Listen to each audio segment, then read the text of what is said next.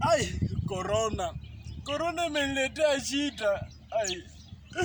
Yaani corona imefanya tu tumekuwa na emergency. Emergency curfew all over the country. Mimi sasa nimekutana na makarao jana. Hiyo experience yetu haisahau. Mimi mtu nilikuwa nimemtumia fare za 8.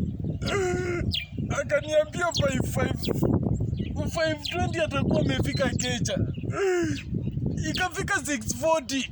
Mimi sioni mtu, sijaona text, sijaona reverse call yoyote.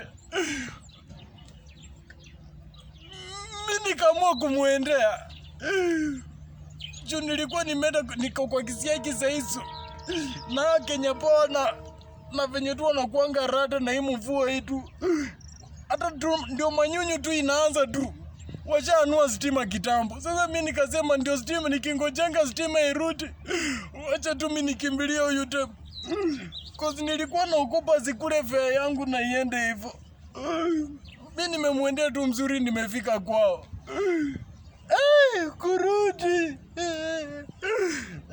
Nimepikwa na makarao. Huko kwa mabiceps huko. Hata siwezi tafuna kitu, hata siwezi lia. Huko